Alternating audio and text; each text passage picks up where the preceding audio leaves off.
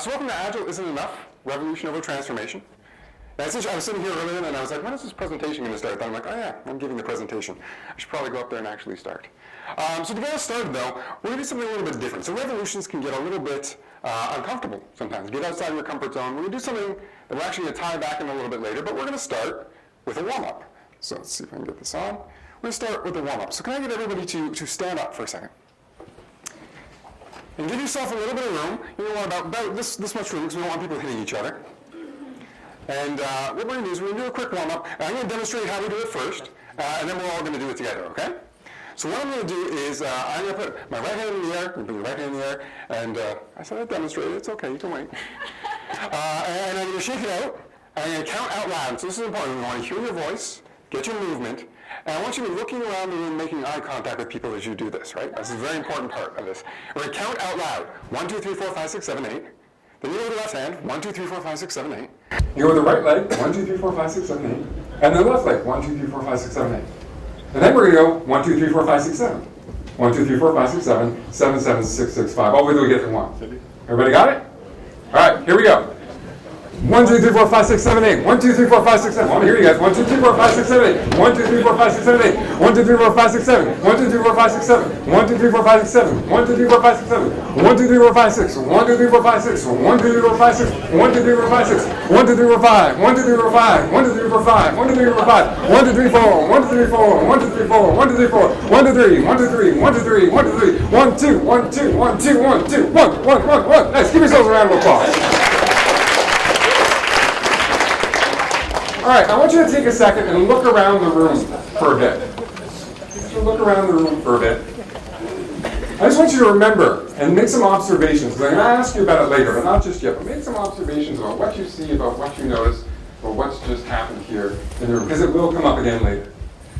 All right, so as I mentioned before, this is Agile Isn't Enough, Revolution over Transformation. And who am I to actually be giving this talk? So my name is Todd Charron. Now, of course, I'm in Montreal. And my grandfather was from La Provence, so it's properly pronounced Charron, except for the fact that I was born and raised in Windsor, and now live in Toronto, so nobody says that. They say Charron, so I'm not Charron. So I'm an Agile Coach, an improviser, a mentor for Lean Startup Machine, and founder of an event called Follow Your Theory. So you'll see some of the improv stuff. I actually have a session this afternoon. If you're interested in finding about the improv stuff, we'll actually talk a little bit about that here. That's not particularly what we're going to talk about here when we talk about organizational revolutions. So if that's who I am, let's talk about why I do this. Why am I giving this talk? Why am I talking about this thing? Well, I noticed a very strange piece of data a little while back. It was kind of a little bit alarming. Maybe some of you have seen this before. So this is a list of organizations that were on the S&P 500. Top 500 organizations. In 1958, if you were an organization on that list, you could expect to be on that list for about 61 years.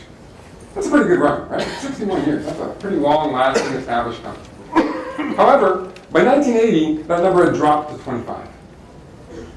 By 2011, it's down to 18. So it's kind of frightening. Right?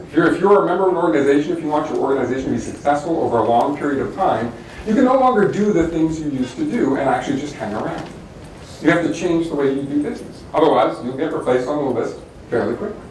So what's something that's different about these modern organizations that are coming in, that are disrupting these industries, that are unseating these organizations that have been around for a long time? Well, one of the things that they start focusing on, and one of the things, if you want your organization to operate like them, needs to focus on, is something that I refer to as using the whole brain of your organization.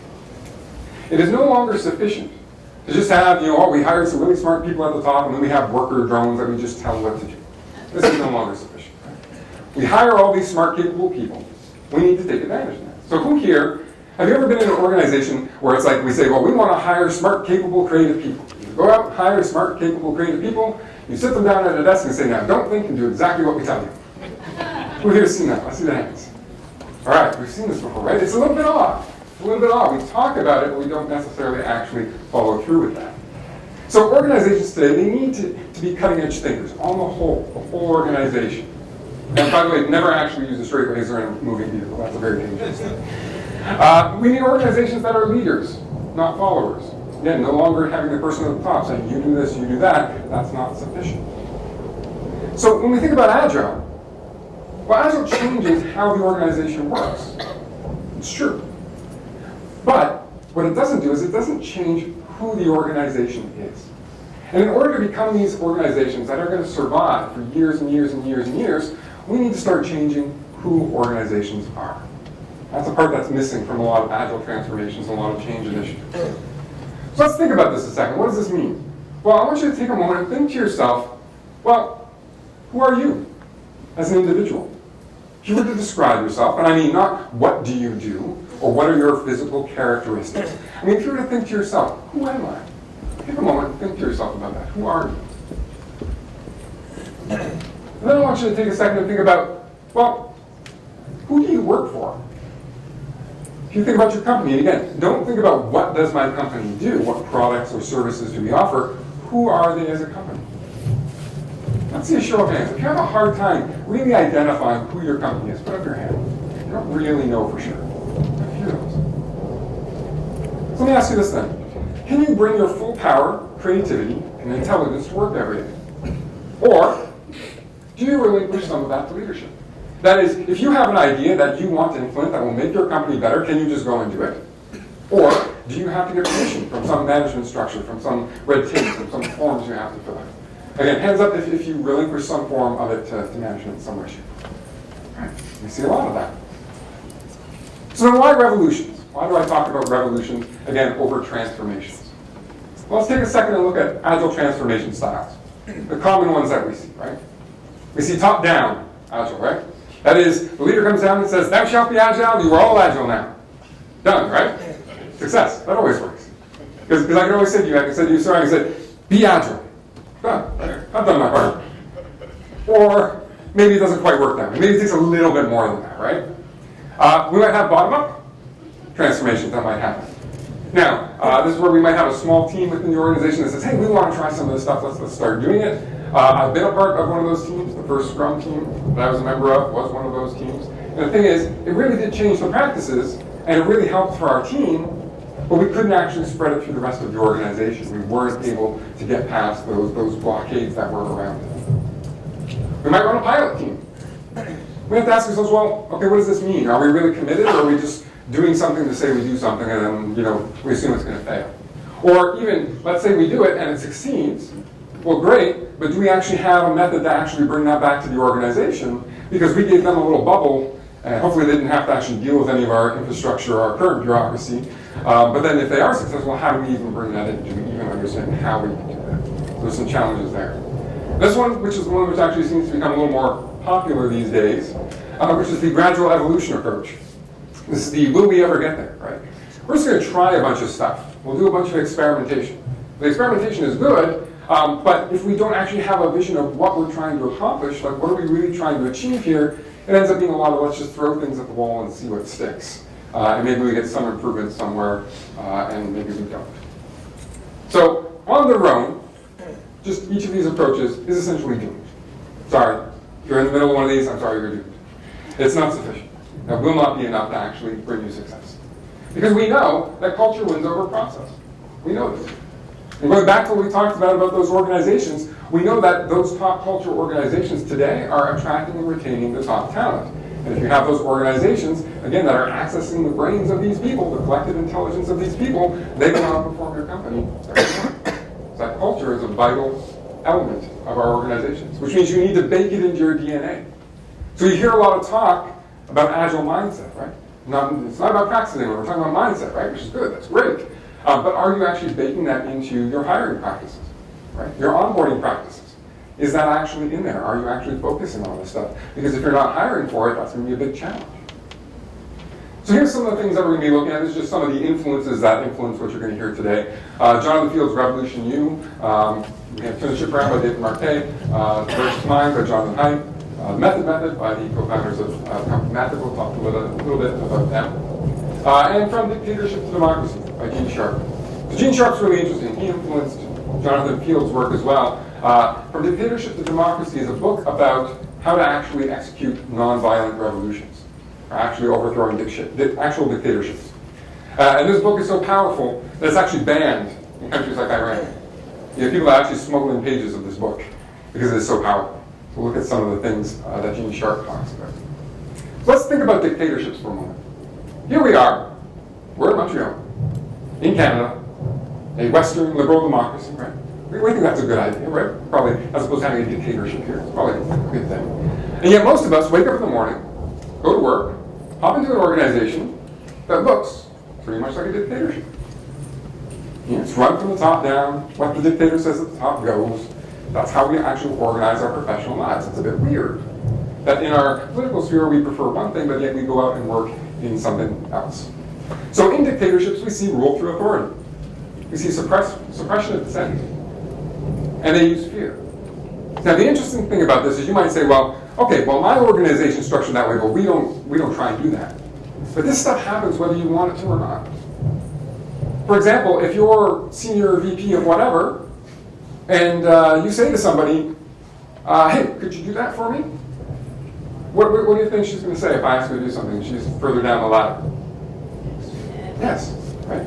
Even if she doesn't want to do it, even if she's going to say that's a really terrible idea, even if I'm saying as a person, which you often hear these people say, no, feel free, challenge me, do whatever, it's okay. No, it's not.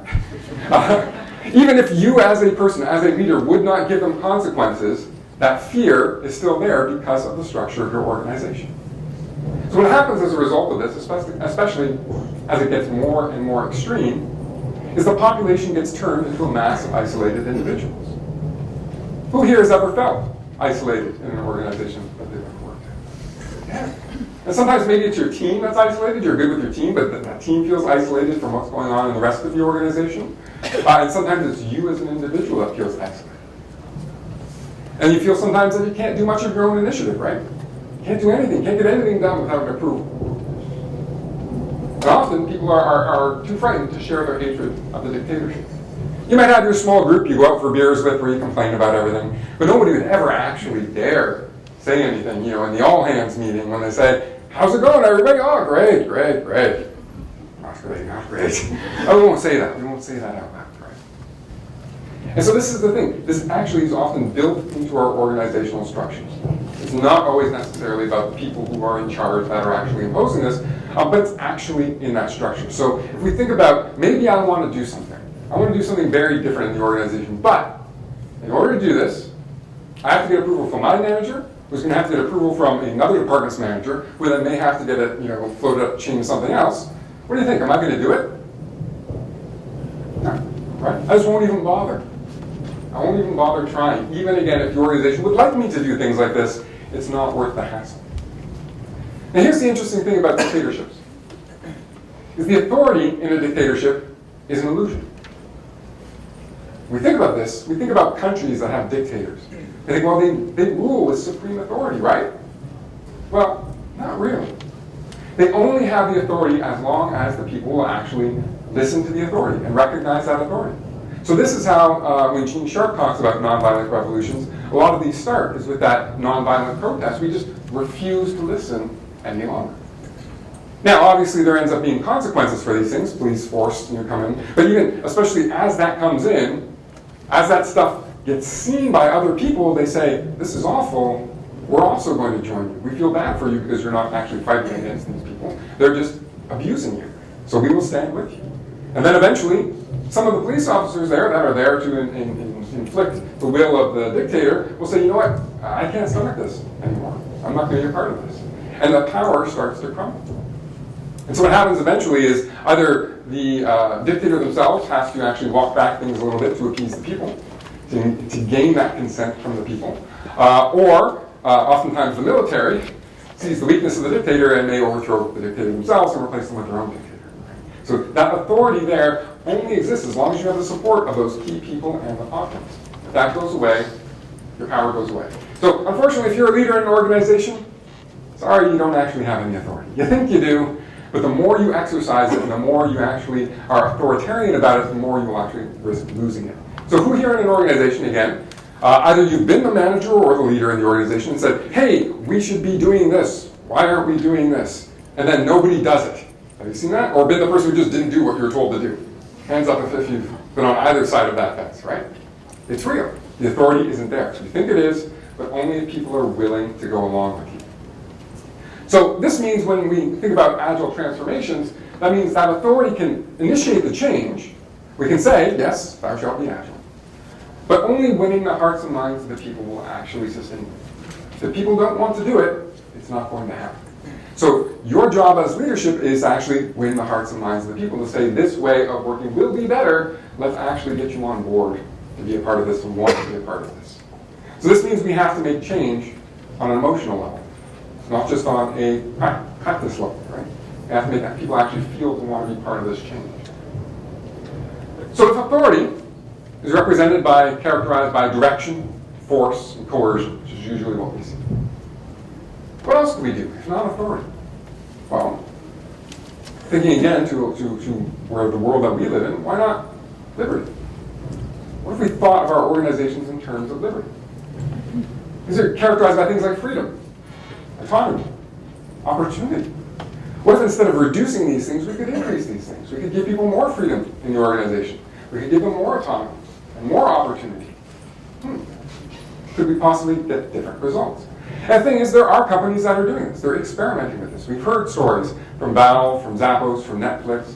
They're all working at increasing liberty. Now, I'm not sure exactly how far we can actually go. Like, how much liberty can we give people? I'm not looking necessarily for pure anarchy. People do whatever they want. But what I do know is this. I know that we can be more free in our organizations. And we can be more liberated. And as a result, I believe that we will actually be better organizations to work for and have a better working environment for us as workers in these organizations. So let's look at symptoms of a dictatorship. If we're in a dictatorship, and some of you, this may stir up some memories from some organizations you've been in, these may be some of the symptoms that you've seen. You might see some incompetent bureaucracy. Seen that? Yeah, I've seen that. Excess controls, ineffective policies and operations. Yeah, we see these things. We get institutional conflicts, department conflicts, right? We've seen those, and personal rivalries between people. Again, these are fairly common things we find. And so a lot of these come from, again, the writings of Gene Sharp, and he's talking about actual dictatorships. And yet, when we look at organizations, we see these same things. So that people may become apathetic, skeptical, or even hostile to the regime. Hands up if you've been one of those people in an organization. I know a few people. There are a few people that have been the rebels in the organization. Okay, so let's talk about how do we defeat a dictator. Now, before we do this, I have to give you this warning. I'm obligated to give you this warning. All revolutions start as rebellions, and rebellions can be put down. So if you're going down this path internally in your organization, there's a good chance you don't make it. It's great if you do, but you might not make it. So don't hold me responsible if that happens. That's my disclaimer. But again, if you want to do it, here's how you do it. So to remove the dictator, we have to remove its legitimacy and the rewards that sustain it. So that means the old way of working is no longer acceptable. We cannot make it acceptable. But this also means we have to look at what are the things that support that system. So for example, if we're saying, well, we want to do agile stuff in this organization, great. We existing do something very waterfall-esque, okay? Do you have this whole career path thing that goes in your organization that's based on people getting promoted through roles in your existing system? Okay. Do you have bonuses that are tied to certain things in your system for people to act a certain way? Do those line up with what you want to do now? Because if they don't, you got a big problem, right? We have to remove those things. We have to change those so that they support the new system as opposed to the current system. So here's 7 steps. Having a revolution.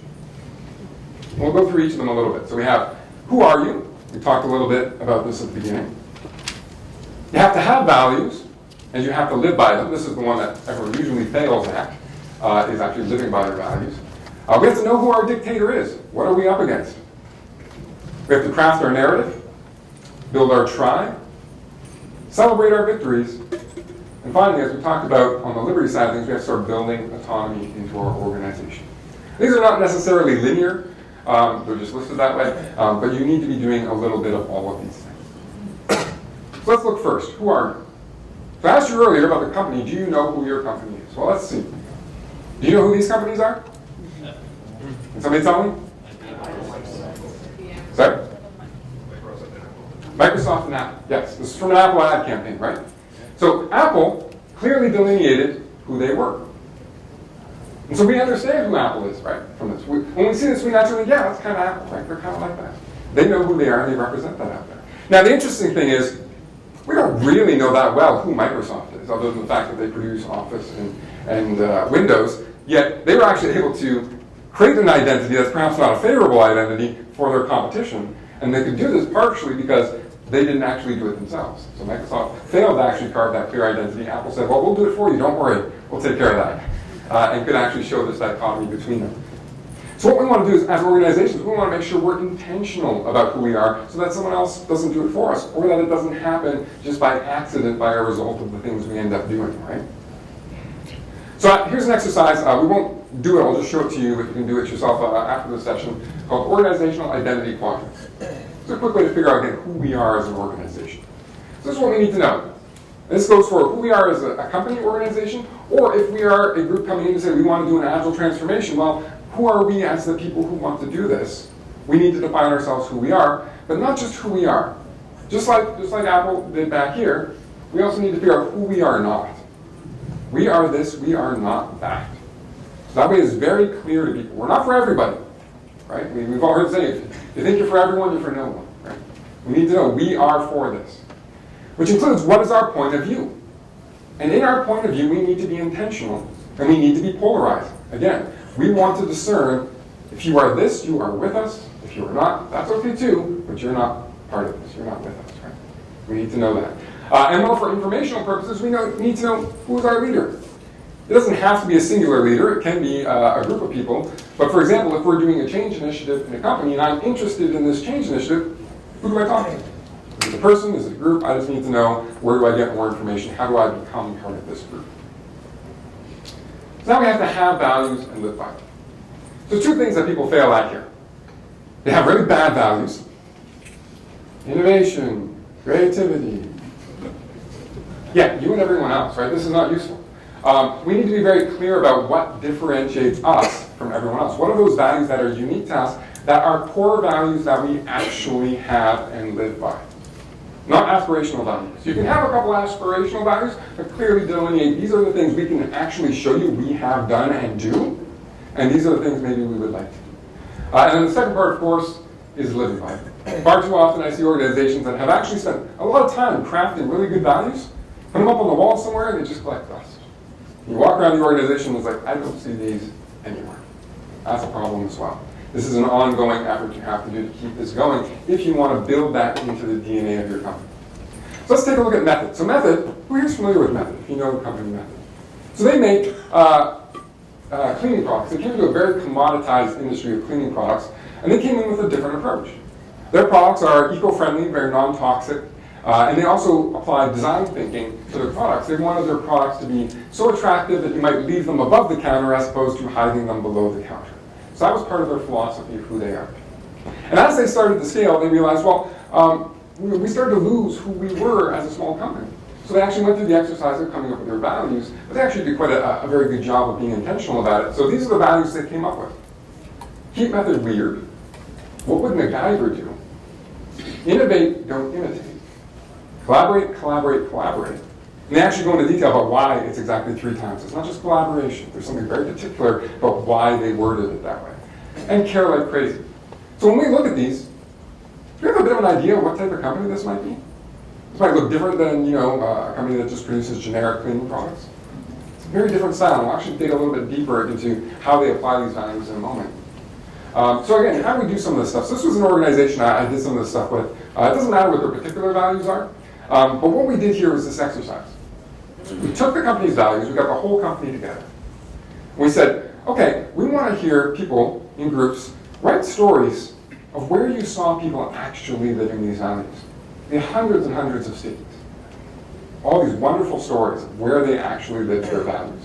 And then they put them together and they curated them and put up on the wall. They actually put the stickies up there, they curated a bunch of them and put them up there to remind people.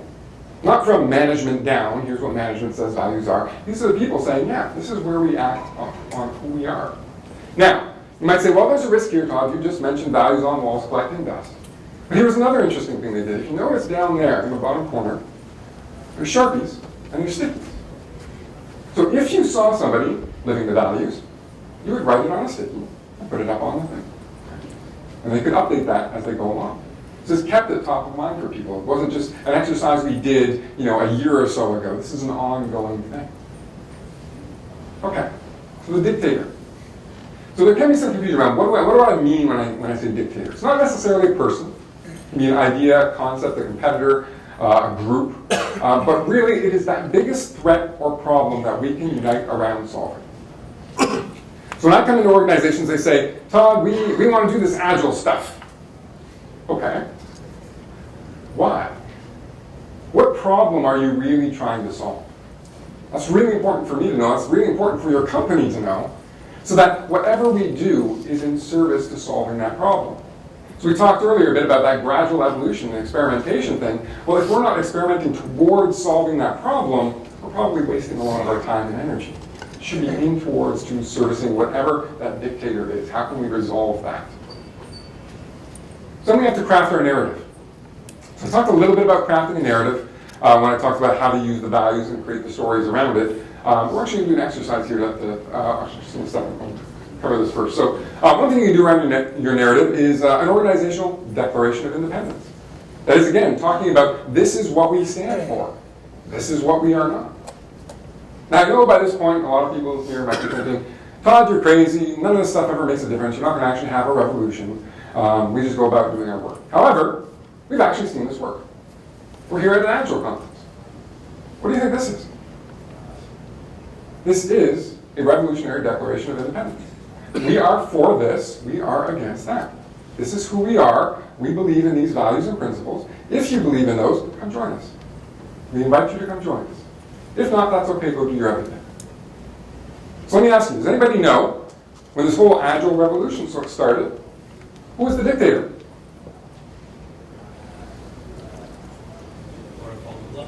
Waterfall, right? Now there's something interesting about this. Nobody really talked about waterfall development before Agile came out and started talking about waterfall development. This was just how we do software. This is our SDLC. This is just how professionals build software, right? But they gave it a name. Right? They gave the dictator a name. They characterized it and said, we are for this. We are against that. And it rallied the people. And that's how this started to happen. Again, this is why this is so important, why it can be so powerful. It wasn't that the people who came up with this weren't dictators in the industry who could just tell people what to do. They rallied people to their side. Okay, so here's an exercise. You can actually do this if you have a notepad or anything. You can just write this out there. If you have a device, just type it out here. It's called There Was a Time. So I want you to think, there was a time when what? Some sort of context that we have, right? What's going on? What's the situation?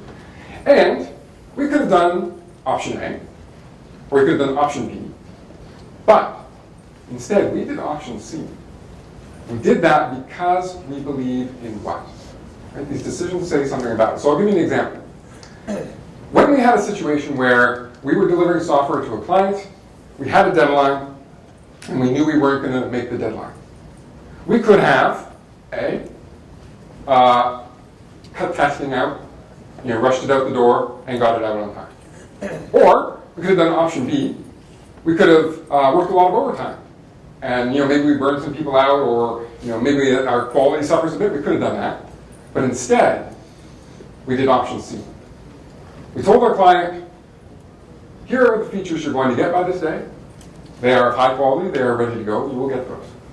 However, you will not receive these features because they are not complete, and we will not ship them until they are the highest quality. You will get them here when they are actually finished. Sorry, but that's the situation.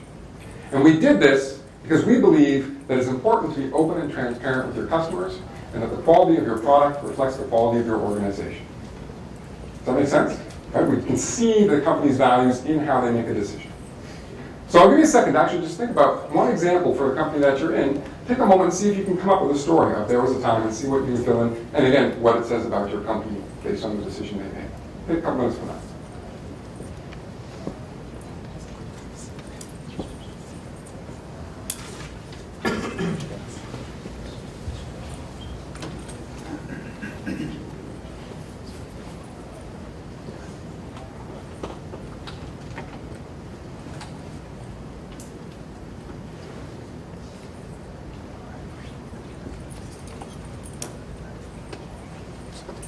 Does everyone have a story?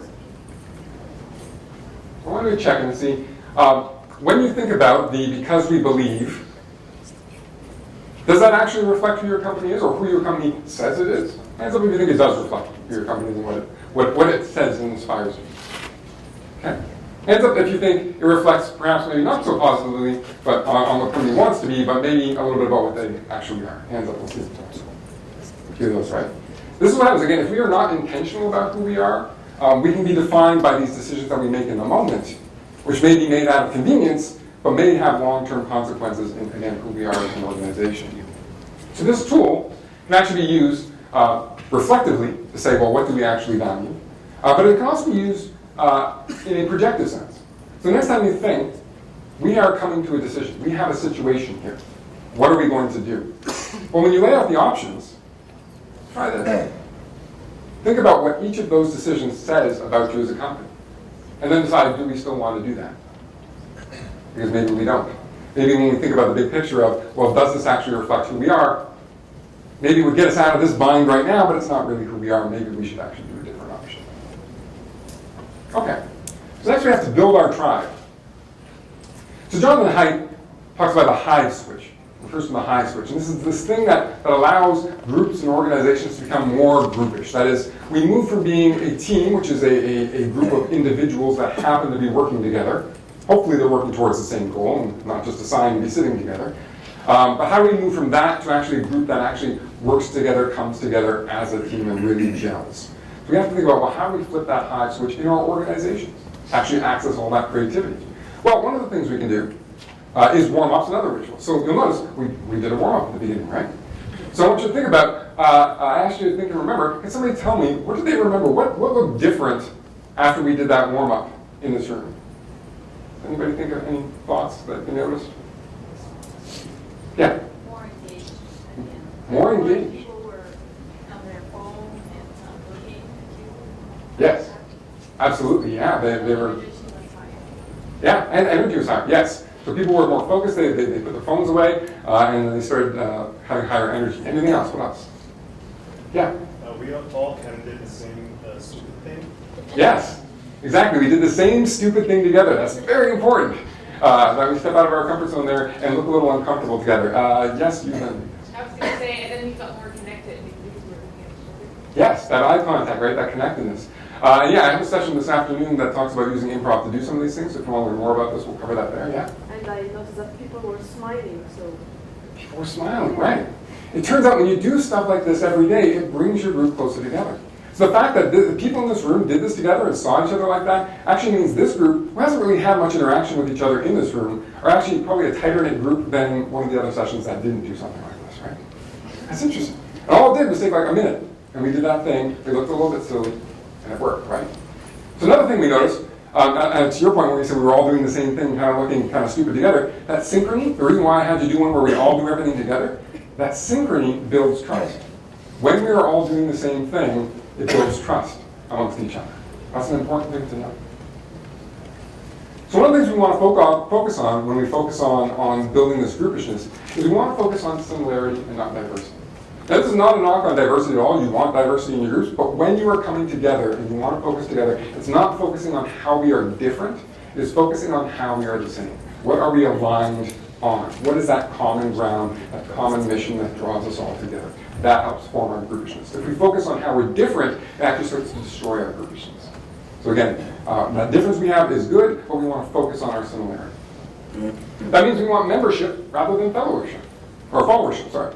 That is, we are all members of this group trying to achieve this team. For example, when we talk about Agile, right? We're all here because we're all interested in Agile. That's a common thing that unites us all together. There's not a Agile leader that we want to follow that's going to tell us how to do everything. We all have ideas here. We can all exchange ideas with each other here and learn from each other. We also want to lose ourselves in the group. So there's a great quote in his book that says, dancing dissolves hierarchy. Get everyone out on the dance floor, looking a little bit silly together, suddenly that hierarchy starts to melt a little bit. I say play poker. There was an organization that I worked with that hit on this early on. It was kind of accidental. Someone in the organization, lower level, not like a senior manager or something, said, hey, why don't we play poker at lunch? Not for money, we just played for fun, and we actually had our own system that we recorded scores and everything in.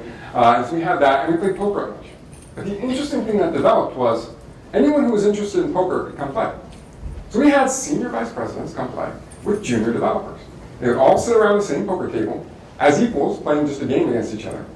And sometimes we'd trash talk each other, or there'd be in-jokes that would develop in there, or we'd talk about, kids or whatever going on in the world today. Just casual conversations. That's interesting. So what do you think happened to the people that played in that game? Any thoughts? Any guesses?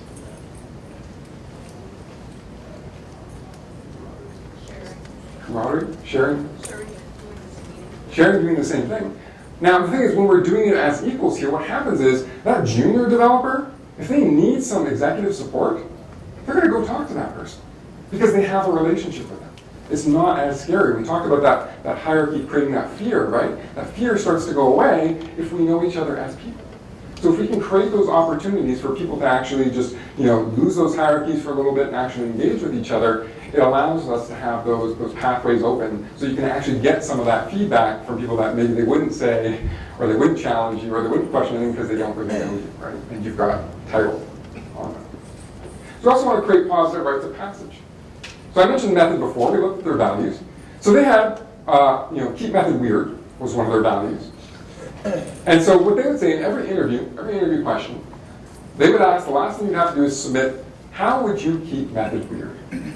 You have to say, this is what I'm going to do. This is how I will keep method weird. Then on your first day in the company, you had to do that thing in front of the whole company. And everyone had to do it. It's that positive rite of passage, and everyone would support each other and do that.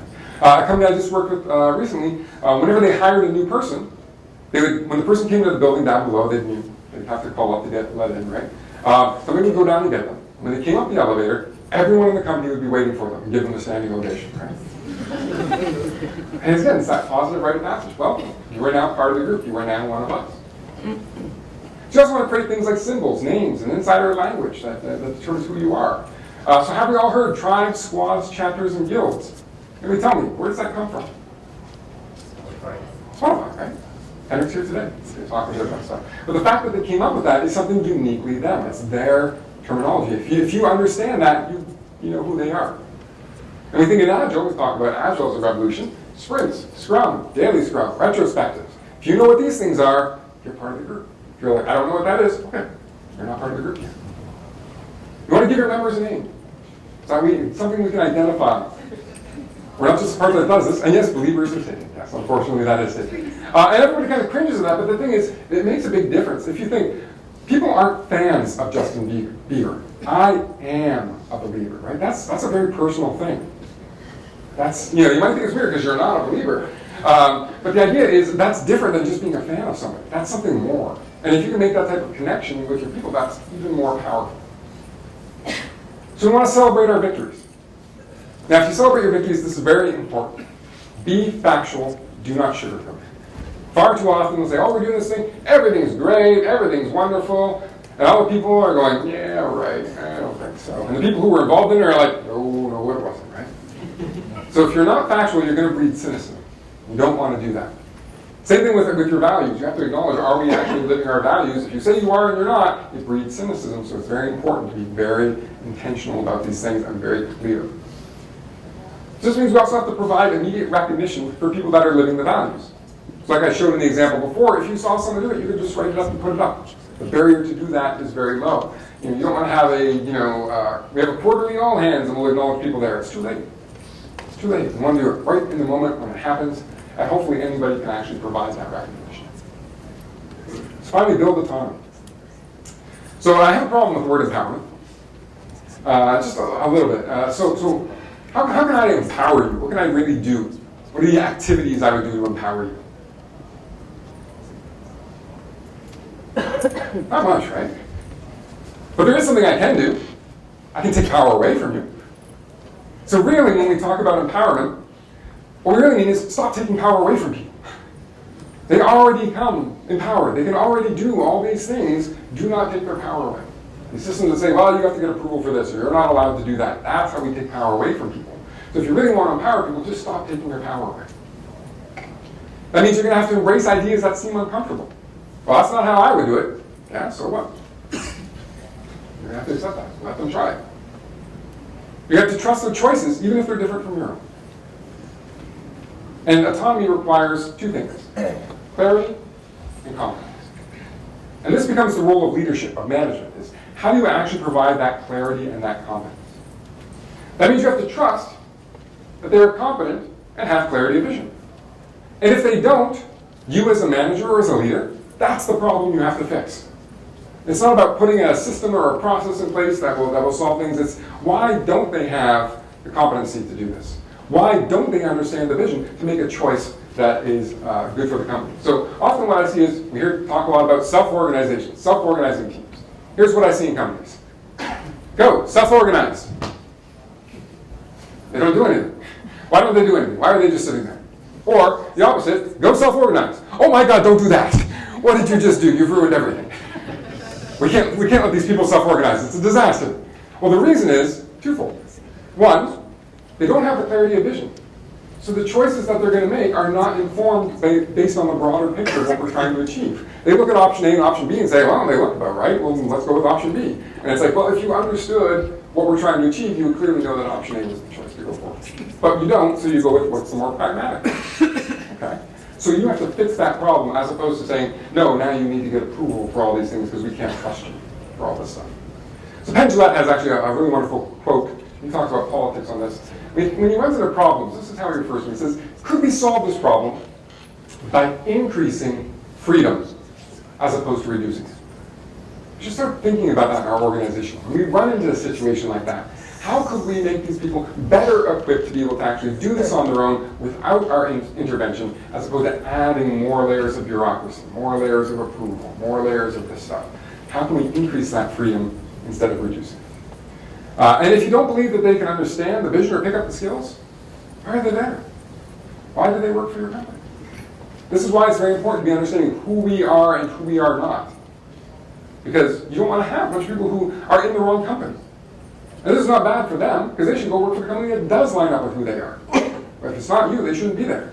And if you don't feel that they're going to have the competence, then you're not going to put the effort into giving them the competence, so they shouldn't be there. All right, so let's wrap up. For organizations, I find this is the top priority. When I find organizations that are struggling, this is one of the key things that they are missing. You need to be intentional about who you are.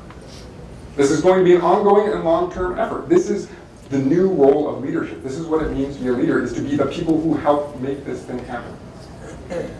This is going to be the thing that you need if you want to scale. So everybody talks about scaling Agile, framework this, framework that. What happens in most companies is you're a small group of people, everybody's on the same page. Oh, we just hired 20, 30, 50, 40 people. Nobody's on the same page anymore. Things start to fall apart. Oh, we need a framework. You don't need a framework yet. You need to make sure everybody understands what are we actually trying to achieve here and make sure they have the skills to do that. If you're not doing that, you're going to struggle no matter what you choose or how you choose to scale, if you don't scale that. Now, outsiders can help you with this. That's what I do. So if you're interested in help, come talk to me. But I can't leave this and own it for you. I can't tell you who you are. You have to decide that as a company yourself. You have to champion that for yourself. And so remember, Agile changes how the organization works, but it doesn't change who the organization is. If we want to be successful now, we need to start changing who organizations are. Thank you.